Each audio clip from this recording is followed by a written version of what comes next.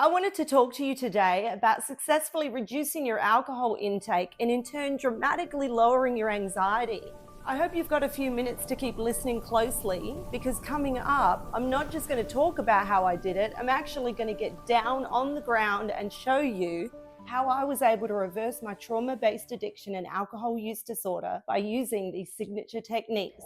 It's been such an eye-opening experience because I actually discovered this system by accident. I really want to share that with you a little later because I feel like it could actually answer questions you might have about this whole system and how it's going to directly help you in more ways than you expect.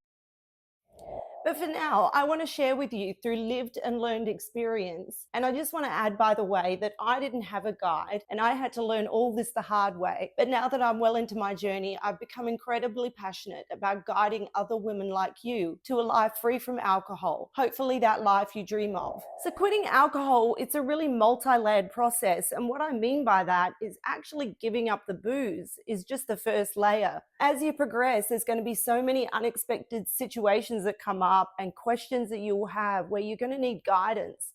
But today I'm not going to overwhelm you. I'm just going to focus on one thing, and that's using movement as medicine at the very moment that your craving for alcohol hits you. We're not moving toward the fridge or the bar or wherever it is that you go to make a drink.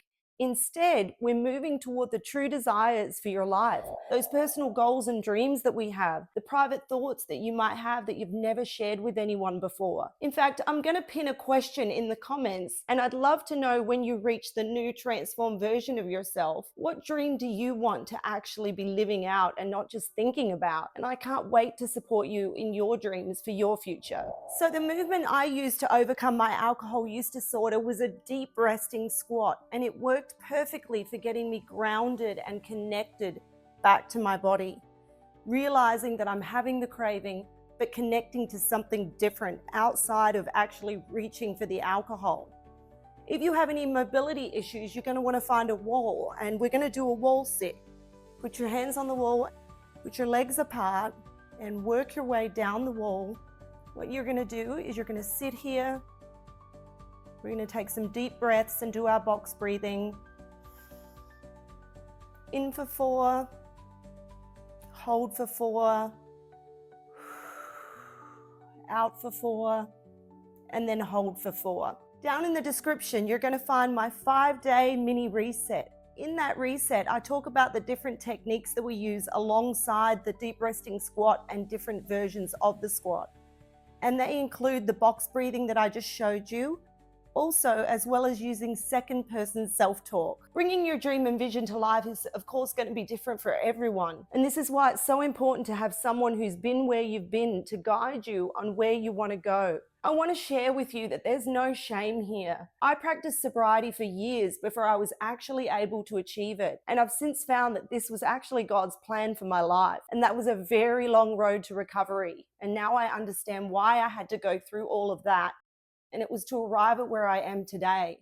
Mine and God's true vision for you is to make the learning curve much shorter than mine, so you can reach your goals and dreams much sooner than the 25 years it's taken me to finally find my freedom. If I had have known previously what I know now, I would have quit all of that hiding I did from my past so much sooner. I'll open up more about that in a future video. But let's get right back to the AFJ, and that's Alcohol Freedom Journey, Movement as Medicine. The only thing that you need to bring to this journey is a little of that strong womanly ambition. And if what you've tried in the past hasn't worked, then be willing and open to try what does work. And that's the actual reframing of your mind. If you're enjoying my video, please remember to like and subscribe. It lets me know that you like my content, and I'll keep bringing it to you more and more every week. So the next version of the deep resting squat is one that you can try where you're going to elevate your heels. So you're going to want to get a couple of small towels, and we're going to roll those towels up so that we can get your heels lifted off the ground. It's going to make sitting in the deep resting squat much easier while you're learning and while your body's getting used to sitting in that position. You know, this is a primal position that humans have been sitting in since the beginning of time. But because we've become so sedentary, sitting in a chair all day long at a desk, most humans have forgotten how to actually sit in this position. Got my towels rolled up, and we're going to start to lower down. Now we are doing these movements at the very moment that the craving hits, And the idea behind this is that we're reframing the brain to do something new at the very moment you're having a craving for alcohol. If it starts to burn, you can raise back up and then you can go back down. I've been practicing this squat for well over a year now, so I've reached a place where I can sit in this squat very comfortably. So the next level of the deep resting squat is to do it without the towels. So we'll just line our feet firmly on the floor. When you're going down and up, you want to put pressure on your big toe and your little toe. We want to have our feet like really spread out onto the floor and definitely have bare feet. So we're going to lower down and we're going to sit in this rested position. So the reason that the protocol in the 5-day mini reset is for 5 minutes, because that's usually the amount of time that it takes for your craving for alcohol to pass. So remember, instead of walking towards your bar and reaching for that drink or that alcohol, or the fridge and reaching for that beer, or the wine cabinet, we're reaching towards your future. And that future is a life free from alcohol addiction. So early in the video, I promised to share how using movement as medicine at the very moment that your craving hits was something that I actually stumbled upon. I started to get chronic and debilitating back pain. So I went and had an MRI and found out that I had multiple bulging discs in my lower back.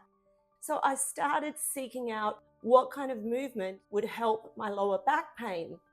And throughout that process, the deep resting squat always kept coming back around as a human resting position that I should be able to train myself to sit in. Coming up to 50, mobility is also super important for me with my body as I age. And I really started to think about the fact that I was going to quit drinking alcohol. And how was I going to do that? Little did I know that incorporating the deep resting squat, which I was doing at the time because of my back pain, was helping me to overcome my cravings for alcohol. I started to realize that when I had the cravings, if I got down and sat in a deep resting squat, focused on my breathing, and used second person self-talk at the same time, that the cravings for alcohol were getting less and less severe. And this is how movement as medicine came about. I was actually reframing the pathways in my mind to start craving movement of a different kind. And that wasn't movement toward the alcohol. It was movement towards my body and staying centered and reframing those cravings that I was having. I wouldn't deny the craving was happening. I would sit in the moment, move through it, and then I would come out the other side and my craving had greatly reduced and gone away. So sitting in the deep resting squat didn't only give me the opportunity to help my back pain and my cravings for alcohol. For women, mobility in our body, especially our hips as we age, is so important. Most of us have a very sedentary life where we spend a lot of time sitting at a computer.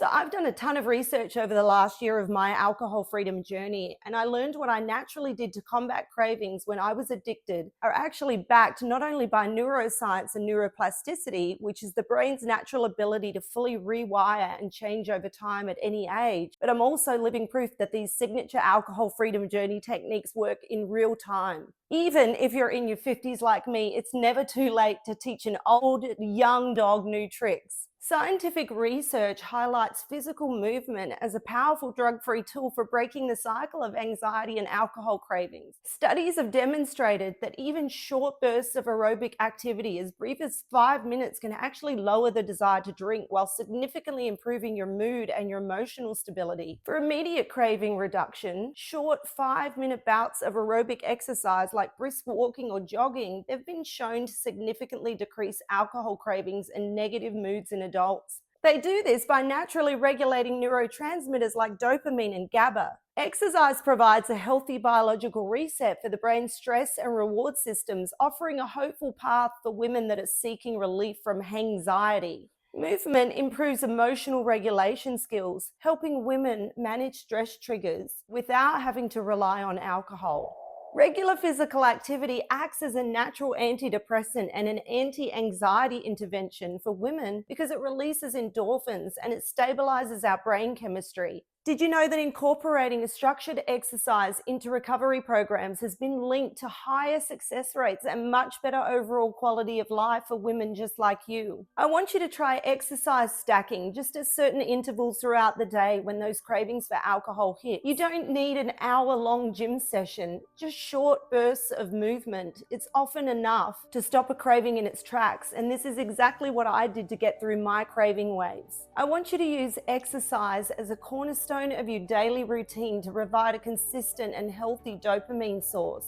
To manage your anxiety, instead of reaching for a drink to take the edge off, try a 15-minute walk to naturally lower your cortisol levels. Also, research indicates that active women are less likely to experience intense cravings that lead to heavy drinking episodes. Just focus on small amounts of movement and progress. It's so impactful to have bite-sized pieces of consistency over time to help you build a more resilient and less anxious brain. Before you go anywhere, I have a tool that's really going to help you. It's a free 5-day mini reset. I'm going to walk you through 5 days of how you can get started on your alcohol freedom journey. It's going to introduce you to the alcohol freedom journey techniques. You're going to find it in the description below. If you've enjoyed this content here today, follow me here for the next installment on your alcohol freedom journey. I'll see you in the next video.